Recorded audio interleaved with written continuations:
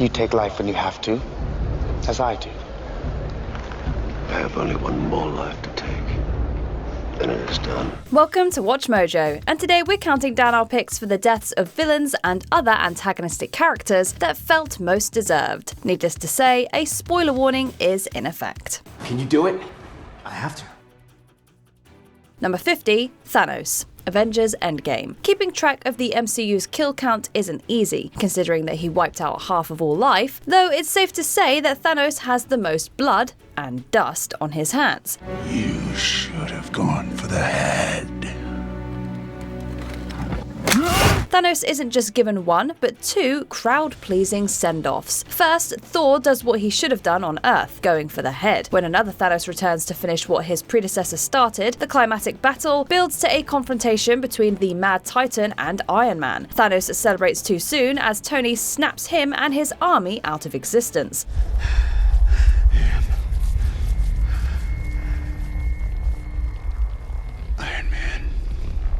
Thanos sought the power of a god, yet it was a mortal man with no superpowers who ultimately brought his inevitable end. Accepting fate, the defeated Thanos disappears along with the wind. Number 49, Eli Sunday. There Will Be Blood. Many would argue Daniel Plainview is this film's true villain. You understand, Eli. That's more to the point. Do you understand? That said, Eli Sunday isn't exactly a saint either, even if he is a preacher. When he visits Plainview in the final scene, Eli is convinced that the ball is in his court. Daniel throws a few curveballs in more ways than one. First, Daniel makes Eli admit that he isn't a prophet and denounce God. His confession is in vain, as Daniel has already drained all of the oil, leaving Eli with nothing. Humiliating Eli and breaking his spirit isn't enough. Daniel must destroy his body as well. I am the third revelation. I am the third revelation.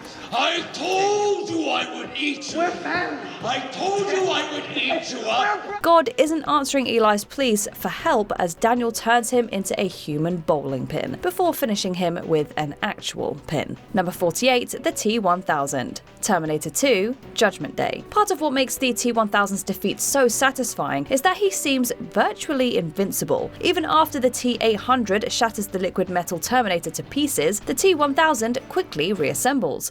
We don't have much time.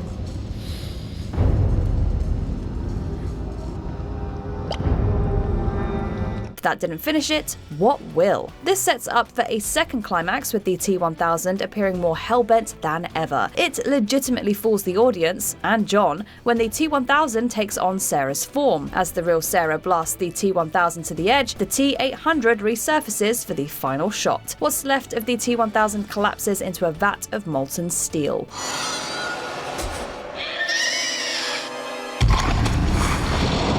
Assuming several of its past forms, the melting android finds this is one situation it can't shapeshift out of. This unstoppable force finally meets an immovable object. Number 47, Billy Loomis and Stu Macher. Scream. Scream fans go into each new movie expecting more than one killer. When the first film came out though, we didn't consider that two killers could be behind the mask. Surprise, Sydney. Sydney discovers that Ghostface is her boyfriend Billy and his best friend Stu. While we underestimated Stu, Billy proves that sometimes having the most obvious suspect be the killer can be a genuine surprise. Sydney also has a few surprises in store for her attackers. For starters, Stu didn't see that TV set coming. Gale puts a bullet in Billy, but wait, don't the killers always come back for one more taste of bloodshed? Not in my movie. Sydney is a step ahead, ensuring that Billy won't be in any of the sequels. Hallucinations notwithstanding. Number 46, Judge Doom. Who Framed Roger Rabbit? Judge Doom doesn't just have ink and paint on his gloves. He's the toon who murdered Eddie's brother. Remember me, Eddie? When I killed your brother, I talked.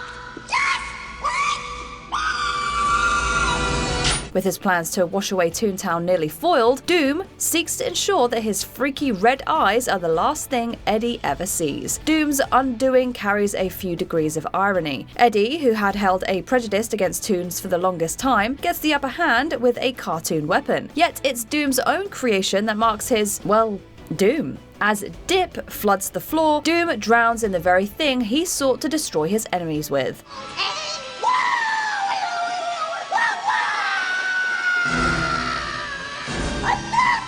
Instead, Doom erased himself off the face of the Earth. See you in the funny papers. Or maybe not even there. Number 45, Carter Burke. Aliens. Not trusting androids due to her past experiences, Ellen Ripley spends most of the film being suspicious of Bishop. She should have been paying closer attention to Carter Burke, who will gladly send people to their deaths to benefit the corporation as well as himself. Wait a second. You sent them to that ship. You're wrong. I just checked the colony log. Directive dated 6/12/79, signed Burke, Carter J. You sent them out there and you didn't even warn them. Why didn't you warn them, Burke? We see Burke at his most sinister when he tries to have facehuggers impregnate Ripley and little Newt. They're rescued, but Burke gives them the slip before he can face judgment. Burke would have been better off with the Marines, as he comes face to face with a xenomorph.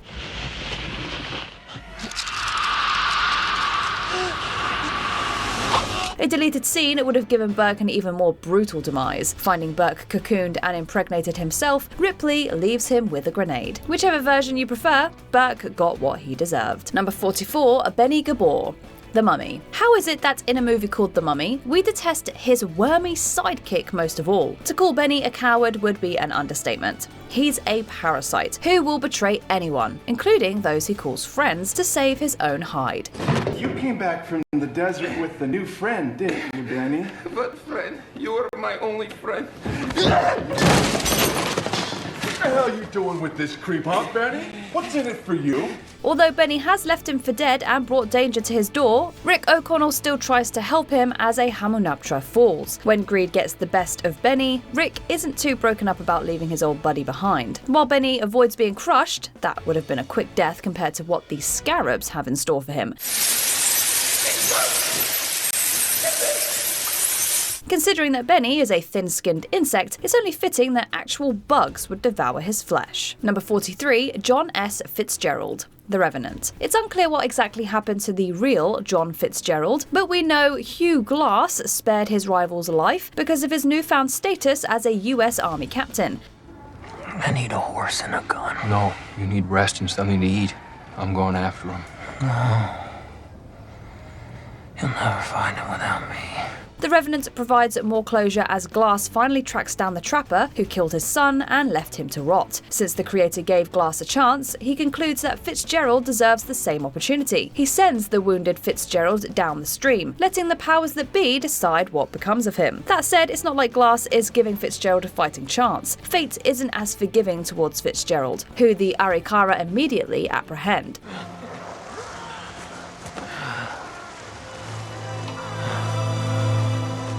Watching Fitzgerald get scalped won't bring his boy back, but it is highly satisfying. Number 42, Thulsa Doom, Conan the Barbarian. As a child, Conan lost his parents and his village, being subjected to a life of servitude. Upon earning his freedom, the barbarian hunts down the one responsible for his years of misery, cult leader Thulsa Doom. My child, you have come to me, my son. Who now is your father if it is not me? Who gave you the will to live? With the hypnotically booming voice of James Earl Jones and the ability to turn into a snake, Doom seems untouchable. Doom doesn't even flinch when Conan approaches him atop the stairs of his temple, convinced his words alone can enslave him. Since Conan isn't much of a talker, he uses his father's sword to shut Doom up for good.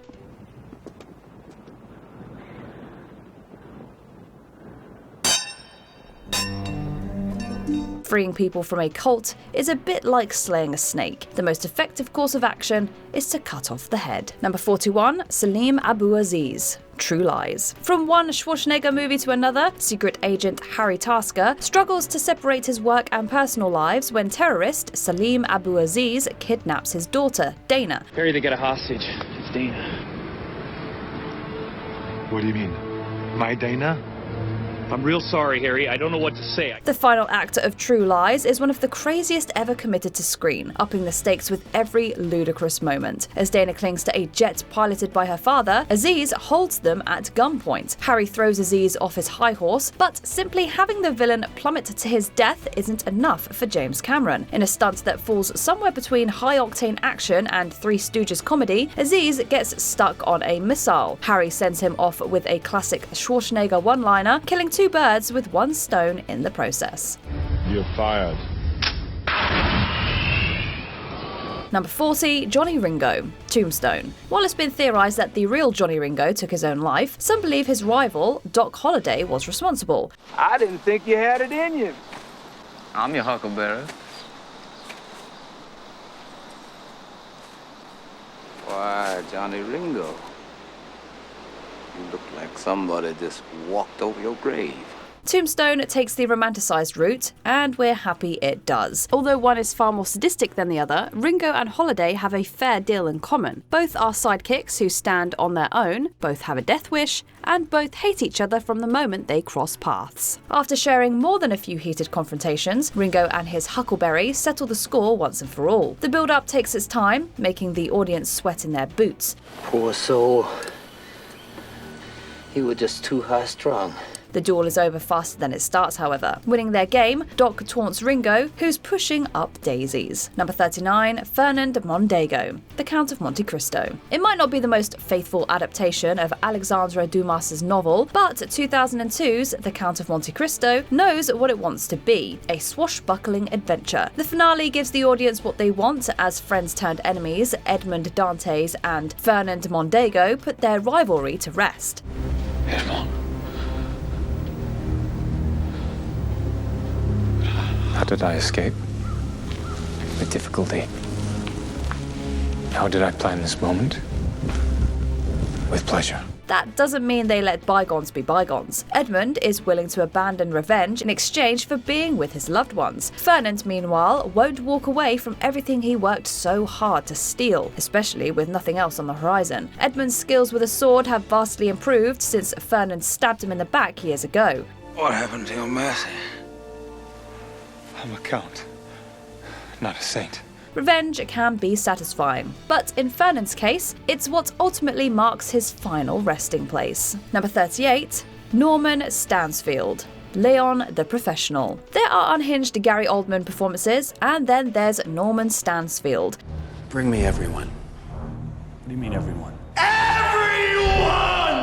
Everything this corrupt DEA agent does is theatrical, including having a young girl's entire family murdered. Matilda is the one who got away. Stansfield is hell-bent on making sure she joins her family, although Matilda has a friend who's also pretty good at killing people. Even Leon has his limits. The doorway to salvation is closed when Stansfield fires from behind. At the very least, Leon can guarantee Stansfield won't harm anyone else. Wearing a vest of grenades, Leon leaves Stansfield with a parting gift from Matilda. We weep for Leon, but he went out as he lived, like a badass. Taking Stansfield with him is the cherry on top.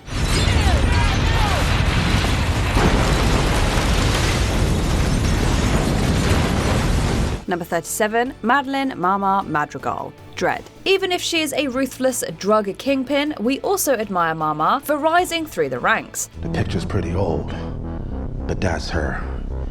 Madeleine Madrigal, aka Mama. You know what they say, however, the higher they climb, the harder they fall. To reach Mama, Dread and his rookie partner fight through roughly 200 floors of wall-to-wall mayhem. When Dread reaches Mama, you can feel the towering frustration these two have caused each other. Although Mama thinks that she has Dread bested, he manages to carry out her sentence while supplying a taste of her own medicine. Your crimes are multiple homicide and the manufacture and distribution of narcotics. How do you plead?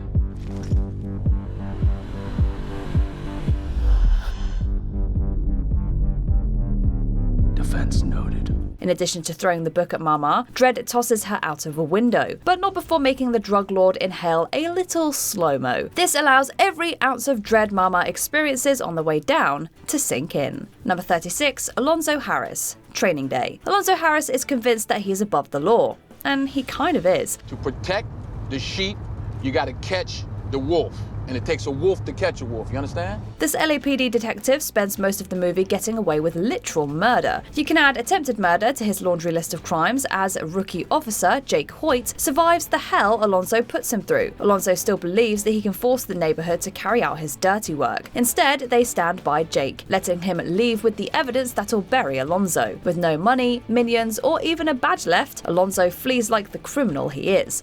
King Kong ain't got shit on me!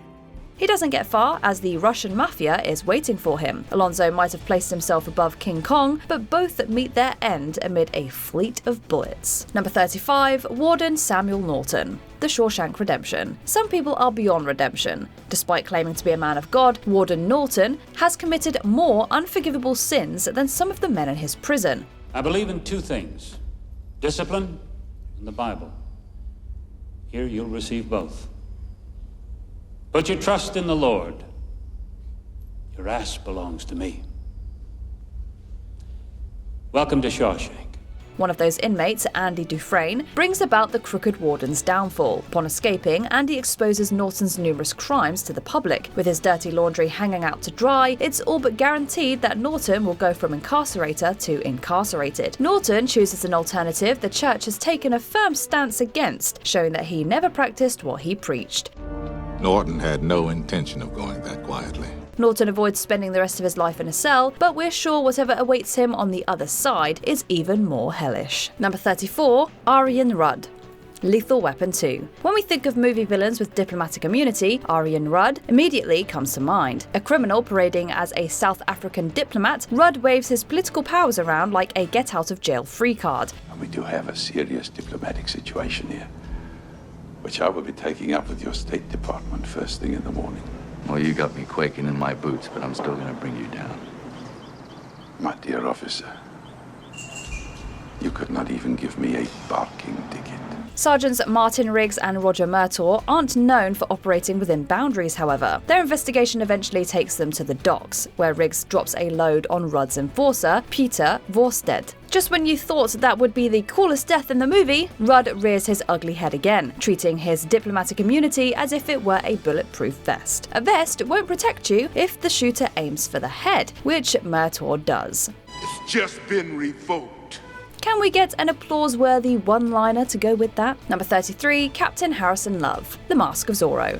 Love may be his name, but only cruelty can be found in this captain's heart. This character is somewhat grounded in history. I want you to know, I consider this an honor. There was a Captain Love who was said to be responsible for the death of legendary outlaw Joaquin Murrieta, supposedly keeping his head in a jar. The movie veers into fiction with the creation of Joaquin's brother Alejandro, who seeks revenge as the new Zorro. As the former Zorro battles his rival, Governor Montero, Alejandro puts his sword through the captain. While Love's fate is sealed, Alejandro's face isn't the last thing he sees. The two duels intersect as De La Vega sends Montero overboard with a wagon of riches and Love bleeding out below.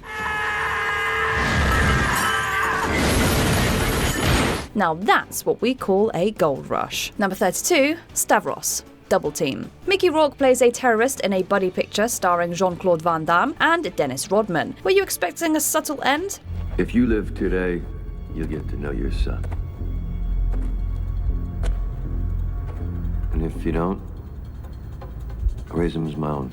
Although we sympathise with the fact that Stavros lost his young son, holding a pregnant woman hostage doesn't right a wrong. Stavros takes the baby to a Roman amphitheatre rigged with landmines. And a tiger. Squaring off with Van Damme, Stavros fails to watch his step. As his grin disappears, Stavros puts on a look that says, "Oh, I am so screwed." Even then, Stavros doesn't realise just how screwed he is until the tiger returns. With no good options, a whimpering Stavros and the cat go boom.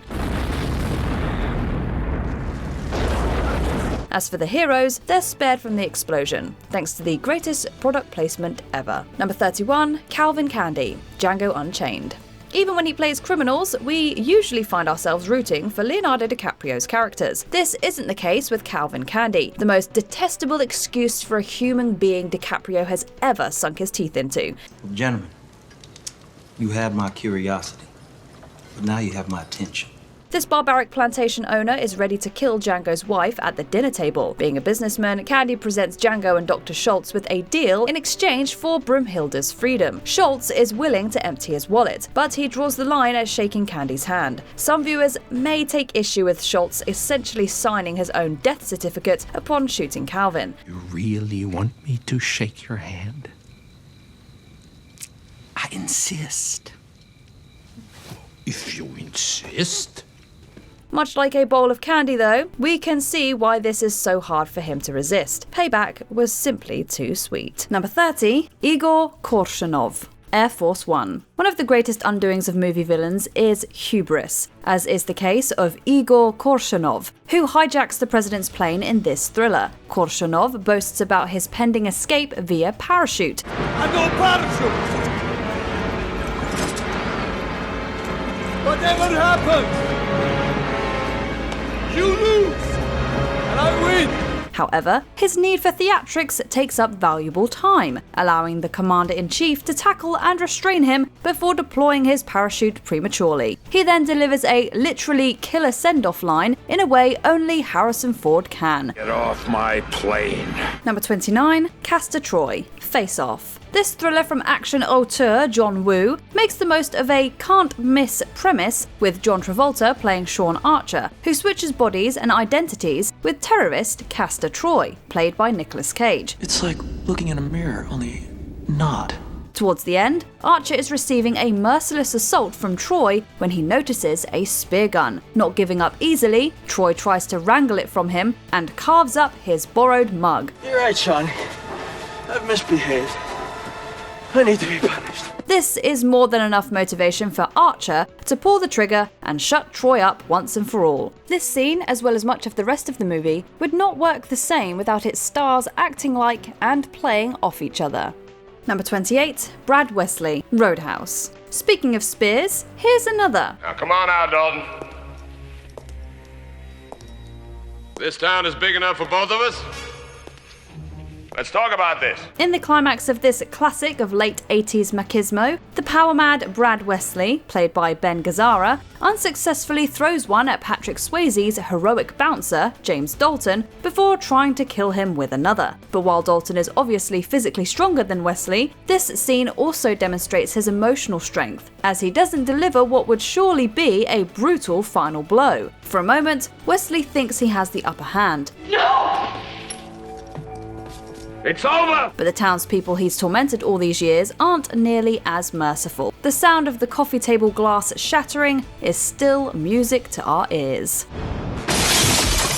Number 27, Wretch, Guardians of the Galaxy Volume 2. There have been so many memorable villains in the Marvel Cinematic Universe over the years that it's perfectly understandable if this name isn't ringing a bell.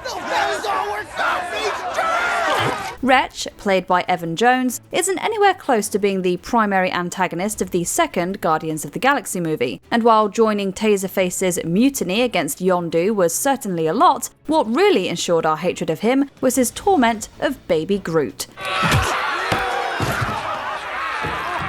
But while Groot may be cute, he's no pushover. Realising the wrath he's incurred, Wretch wisely attempts an escape.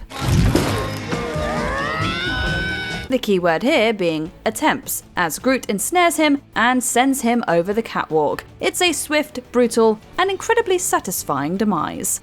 Number 26, Colonel Tavington, The Patriot. Though it's set during the American Revolutionary War, Roland Emmerich's epic action drama shouldn't be used as a historical reference. One of the most common criticisms levelled against it was its over-the-top depiction of the British Army. You know, it's an ugly business, doing one's duty. But just occasionally, it's a real pleasure. Inaccuracies aside, Jason Isaacs' Colonel William Tavington is one truly nasty villain, and this death was definitely deserved. During a battle, Tavington squares off against Colonel Benjamin Martin, seeking revenge for the death of his son. Kill me before the war is over, will you? It appears you are not the better man. As it often goes, right as it seems like all hope is lost, Tavington gets his. You're right.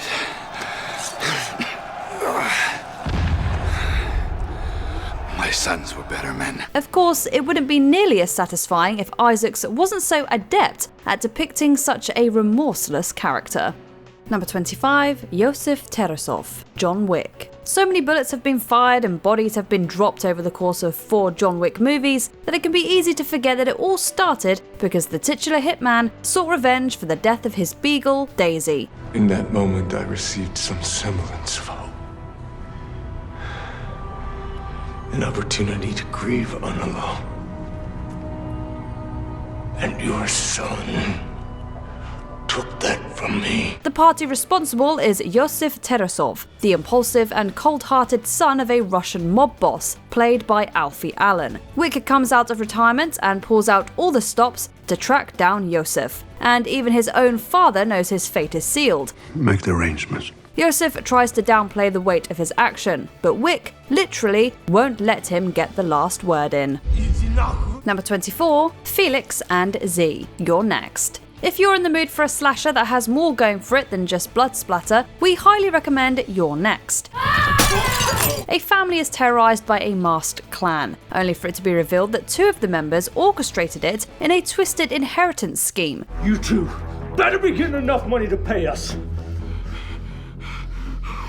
Would I be doing this if I wasn't? They might have gotten away with it, if not for the resolve of Erin, played by Shani Vinson, who's accompanied her boyfriend, Crispian, on this family reunion gone wrong. His brother Felix and his partner Z try to pick her off, but she has the power of kitchen equipment, specifically a knife and a blender on her side. We also can't forget the punishment she inflicts upon Crispian, upon learning of his involvement.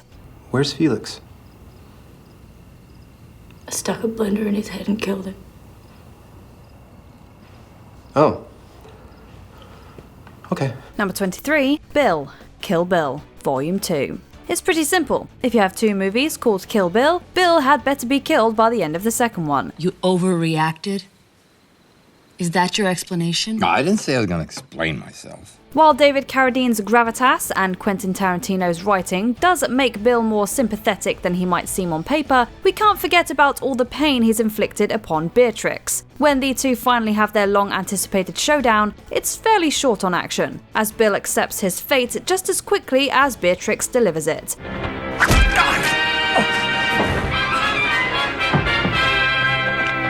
That might be disappointing for those hoping for an ultra-violent death scene a la other Tarantino antagonists, but the more we revisit this finale, the more we appreciate it.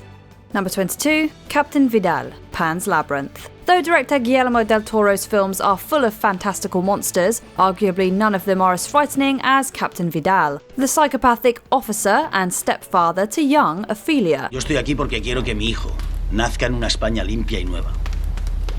Porque esta gente parte de una idea equivocada. Played by Sergi Lopez, Vidal is the perfect encapsulation of someone who will stop at nothing to eliminate opponents of the phalangism cause, as well as anyone perceived as such, including a child. Vidal soon finds himself surrounded by rebels and tries a last-ditch effort at a noble death. But Mercedes and her brother Pedro refuse to give Vidal, or his name, any kind of legacy. Decidle a mi hijo.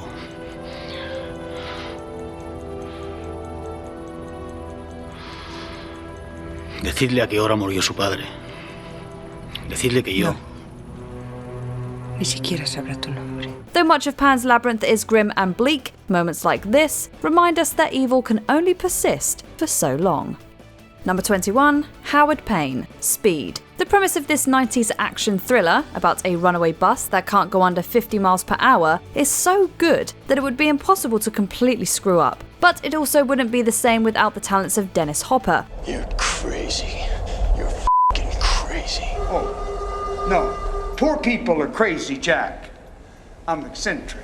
As bomb squad officer turned terrorist Howard Payne, Hopper is teeming with absolute deranged fury, up to and including in his death scene. Grappling with Keanu Reeves' officer Jack Traven atop a speeding subway car, Payne brags about his superior intelligence. I'm the guy with a plan, because I'm smarter than you. I'm smarter than you. But if he was really as smart as he claims to be, he would know things like when to duck. It's just too bad he wasn't around to hear Traven's perfect retort. Yeah? Well, I'm taller.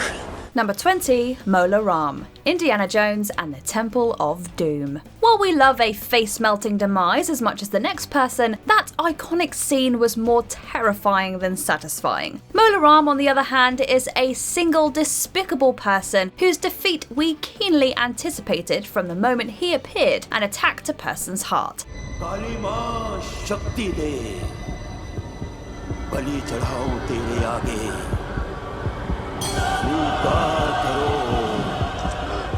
At the climax of the film, Mola Ram confronts Indiana Jones on a precarious rope bridge while looking to obtain the mystical Shankara stones he so desperately craves. In a surprise move, however, Indy cuts the rope bridge. Mola Ram, prepare to meet Kali in hell. Oh! Put out of the way!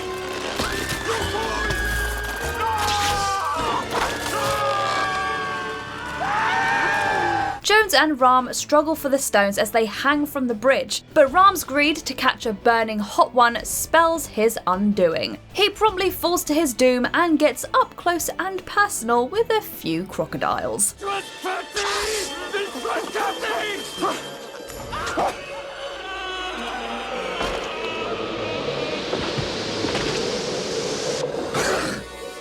Number 19, Sebastian Shaw, X-Men First Class. Klaus Schmidt once asked Eric to move a coin with his powers. When Eric failed, Schmidt took his mother's life. This fostered a burning rivalry between the two. Listen to me very carefully, my friend.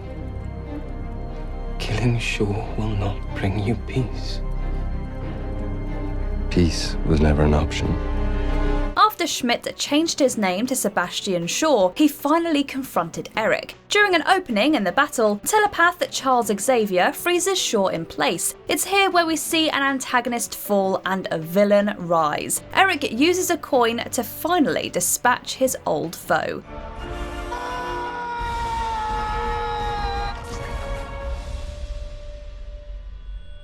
While there are more despicable villains than Shaw, few meet their ends in such a thematically appropriate fashion.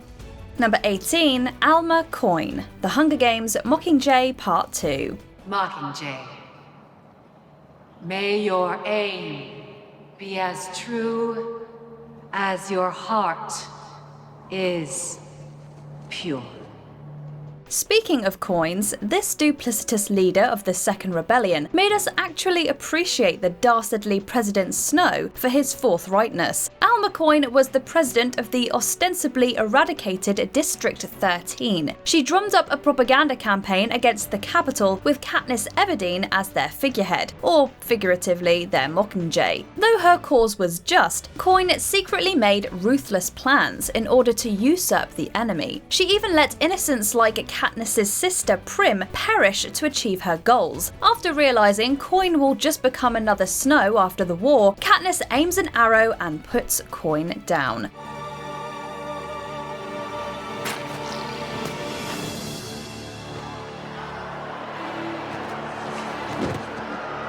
The Mockingjay ended a cycle of tyranny and taught everyone the price of messing with her sister. Number 17, Henry Rhodes, Day of the Dead. When you're the leader of an underground military compound, you'd better show respect for your subordinates, even if one of them is a zombie with above average intelligence. Apparently he was in the military. Return a salute and see what he does. You want me to salute that pile of walking pus?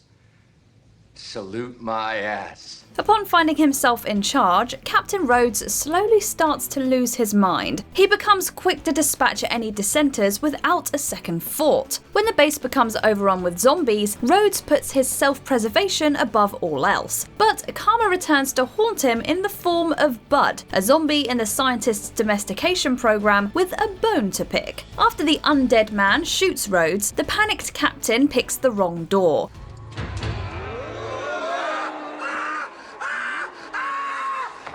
Bud's militaristic salute to Rhodes as zombies descend upon the captain is the icing on the cake of this perfect send-off. Number 16, August Walker / John Lark. Mission Impossible Fallout. Though Owen Davian from MI3 is the more despicable villain, his end isn't quite as sweet as August Walker's.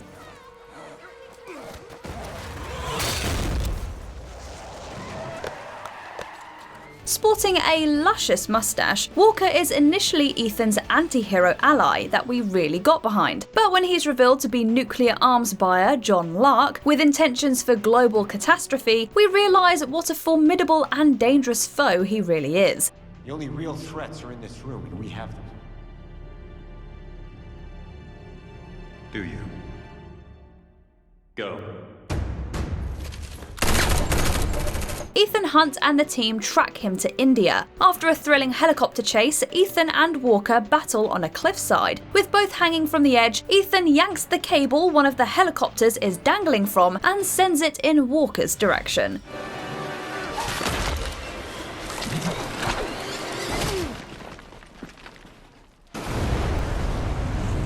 The mustachioed villain falls right before the MIF averts yet another disaster. Number 15, Colin Sullivan, The Departed. We don't usually root against a Matt Damon character. However, he's just so hateable in The Departed. What was his name?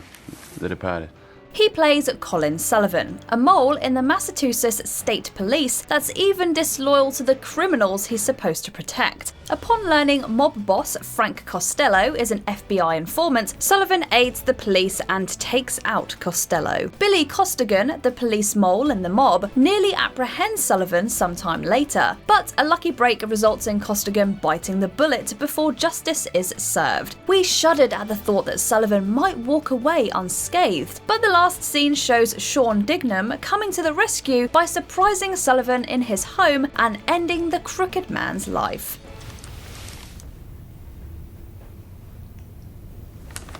Okay.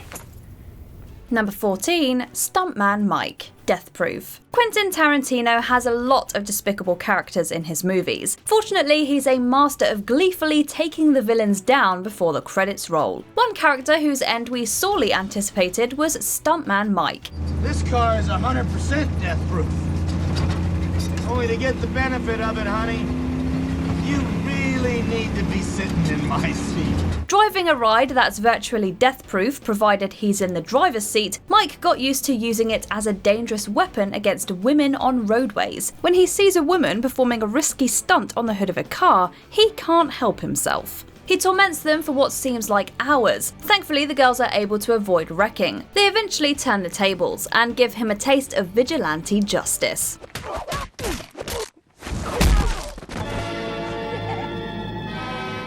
Guess Mike himself wasn't death-proof. Number 13, Mrs. Carmody, The Mist. Mrs. Carmody used everyone's fear of a supernatural mist to craft a violent cult. What will end it? Let me hear it. Expiation! Expiation! Like you mean it. Expiation! Welcome to Sesame Street. Today's word is expiation. We get it. A mist that envelops the town and unleashes a host of otherworldly monsters is scary stuff, but you'd hope cooler heads would prevail. Not so, as Mrs. Carmody is slowly able to amass followers and preach that the only way to get out of this situation is for certain people to give up their lives.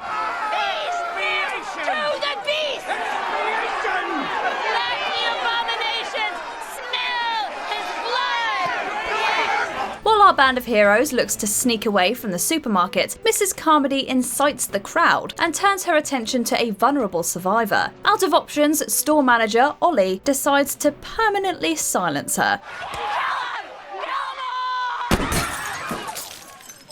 Trust us, we're not crying over this spilt milk. Number 12, Carlo Rizzi, The Godfather.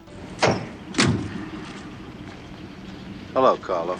The extended opening sequence of The Godfather details the goings-on at a wedding as Carlo Rizzi marries into the Corleone crime family. However happy the occasion is, the marriage itself is anything but. Miffed at being looked over in the family, Carlo mistreats his new wife Connie. In retaliation, Connie's brother Sonny beats him to a pulp. My sister again, I'll kill you.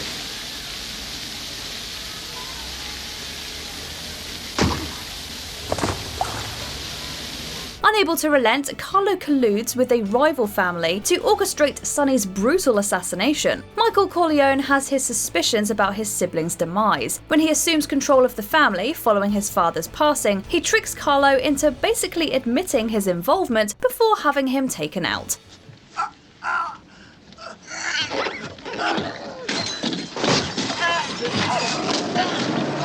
It was cold, but well deserved. Number 11, Dick Jones, RoboCop. There are plenty of gruesome and over-the-top fatalities in this Paul Verhoeven classic, but the most cathartic demise belongs to OCP Senior Vice President Dick Jones. To combat the rampant crime plague in Detroit, Jones tries to issue the ED-209 droid for police use. When the demonstration fails drastically, RoboCop rises in its place. Undeterred, Jones continues his plans to control both the city's police and criminal empire. He even goes so far as to install a directive in RoboCop preventing him from acting against an OCP executive. What did you think? That you were an ordinary police officer? You're our product. And we can't very well have our products turning against us, can we? This initially keeps RoboCop from harming Jones in the final scene, but after Jones's superior promptly fires him, RoboCop is free to deal out justice. Number 10. Margaret White, Carrie. Before Mrs. Carmody in The Mist, there was no more detestable horror movie villain linked to religion than Margaret White. Though not quite as extreme as Mrs. Carmody, Margaret is first seen punishing her daughter Carrie just for having her first period. You old woman now. Why didn't you tell me, Mama?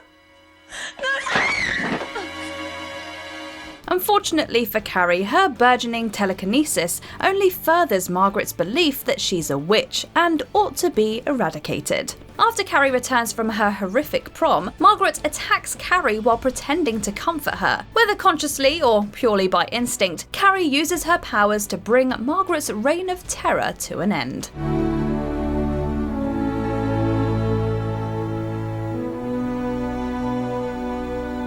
Number 9. Cipher The Matrix. I know what you're thinking. Because right now I'm thinking the same thing. Actually, I've been thinking it ever since I got here. Why, oh why, didn't I take the blue pill? While we can sympathise with Cipher preferring the safe confines of the Matrix to the ravaged and bleak real world, there's no justification for what he did. This member of the human resistance makes a deal with the machines that he'll be put back into the Matrix in exchange for the leader, Morpheus. As if that wasn't bad enough, Cipher unplugs back into the real world and assassinates multiple allies while they're plugged in, and essentially defenseless. Trinity. No! Welcome to the real world, huh, baby? Before he can do the same to Neo, Tank reveals himself to still be alive. He ultimately gets vengeance on Cipher in glorious fashion. In a story where Neo is a Christ-like figure, Cipher was definitely the Judas. Number 8. Annie Wilkes, Misery.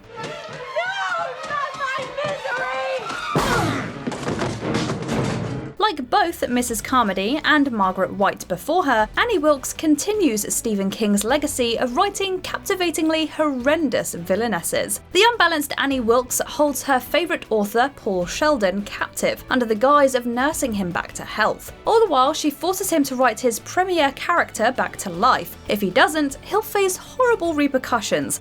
Annie, in 1871, women often died in childbirth. But her spirit is the important thing, and Misery's spirit is still alive. I don't want her dead! I want her! And you murdered her! After several unsuccessful attempts to flee, Paul is forced to scrap with Annie in order to survive. Although she initially seems to meet her end after a collision with a typewriter, Paul ultimately puts an end to her story with his own hands.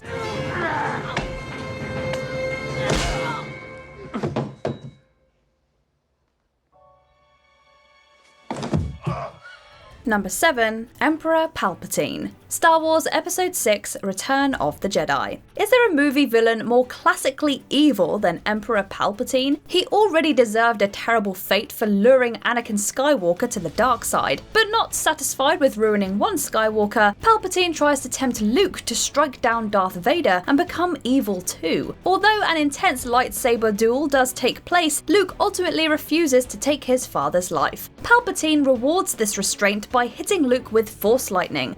If you will not be turned, you will be destroyed. In a classic moment, Vader's familial love brings him back to the light, and he decides to defy his master. He sacrifices himself to take Palpatine down.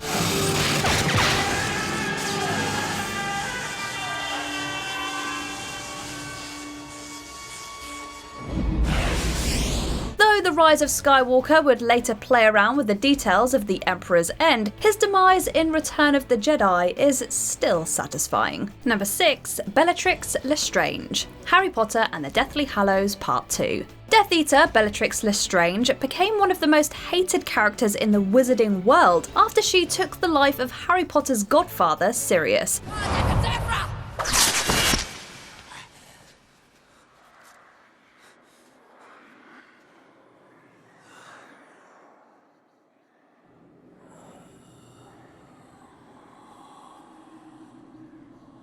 Her comeuppance finally came during the climactic Battle of Hogwarts. Bellatrix attempts to take the life of Ginny Weasley in the Great Hall. This prompts Molly Weasley to step in with an epic line and defend her daughter. Not my daughter, you bitch! While their duel is quick, it's thrilling. Molly's able to stun Bellatrix before obliterating her completely.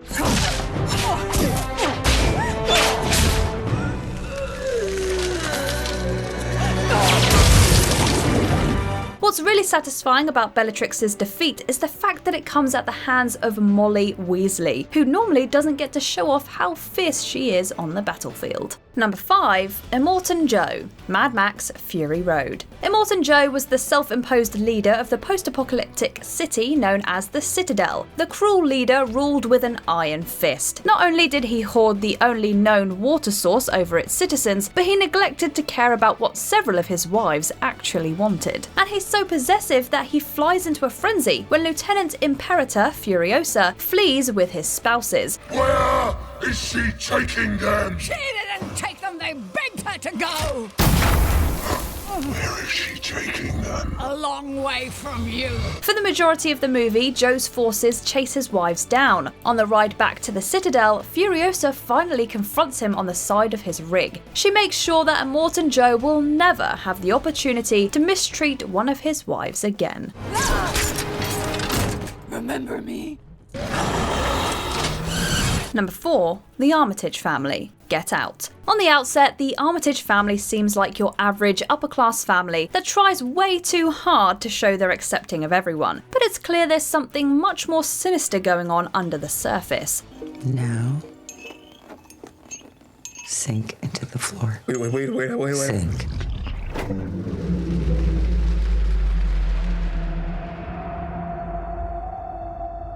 As Chris comes to learn, the Armitages have made a business of abducting people and stealing their bodies by implanting the mind of the highest bidder. Before this can happen to Chris, he fights back.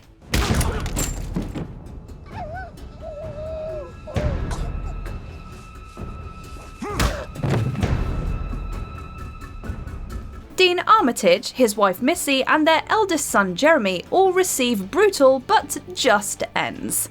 Once Chris takes the three of them down, he's confronted by his girlfriend, Rose. But after a brainwashed groundskeeper is temporarily freed, he puts an end to this horrendous family. Let me do it.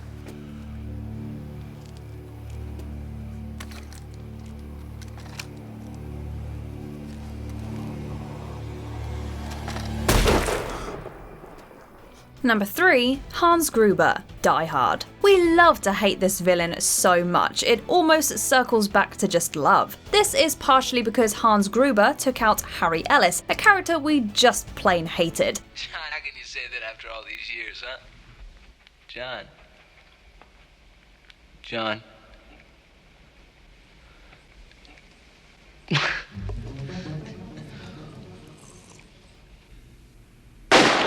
But that obnoxious man's demise isn't the most glorious one in the film. Gruber is a supposed extremist who casually hurts people, but is really nothing more than an extremely brutal thief. He eventually gets more than he bargained for when everyman cop John McClane arrives to save his wife Holly.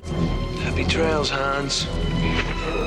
The conflict between the cop and thief comes to a head when Gruber is left hanging out the window by Holly's wrist. Fortunately, McClane unclasps Holly's wristwatch and sends Gruber to his doom. Happy trails indeed, Hans. Well, I hope that's not a hostage. Number 2. Count Tyrone Rugen, The Princess Bride. Few characters has focused more on taking out their enemies than Inigo Montoya has. He spent years thinking about getting revenge on the man who slayed his father. I will go up to the six-fingered man and say, "Hello. My name is Inigo Montoya. You killed my father. Prepare to die." Inigo eventually learns that the vicious Count Rugen was responsible. While he's helping with a rescue mission in a castle, he and the Count finally meet. During their long-awaited duel, Inigo repeats his promise to get revenge on the Count.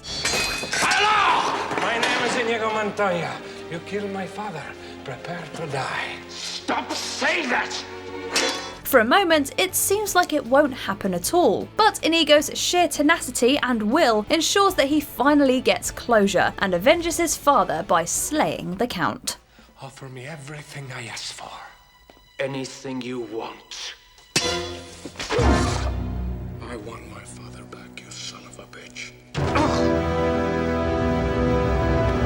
Before we continue, be sure to subscribe to our channel and ring the bell to get notified about our latest videos. You have the option to be notified for occasional videos or all of them. If you're on your phone, make sure you go into your settings and switch on notifications. Number 1. Commodus, Gladiator. Only a famous death will do. What could be more glorious than to challenge the Emperor himself in the great arena? There is hardly a greater tale of revenge than that of Maximus Decimus Meridius against Commodus. After Commodus usurps his father as Emperor of Rome, he asks General Maximus to swear allegiance, but the warrior refuses. A slighted Commodus takes the lives of Maximus's wife and son. After Maximus escapes his own grim fate, he swears vengeance against the Emperor. Father to a murdered son, husband to a murdered wife, and I will have my vengeance. In this life or the next. He rose through the ranks of the gladiatorial arena and slowly gained favour with the people of Rome. Desperate to see his enemy fall, Commodus wounds Maximus before the two compete in gladiatorial combat. But Maximus manages to overcome his fatal wounds and slay Commodus before finding peace.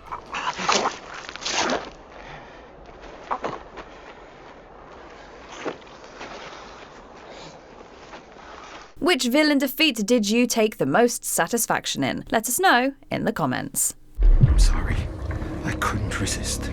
Did you enjoy this video? Check out these other clips from Watch Mojo, and be sure to subscribe and ring the bell to be notified about our latest videos.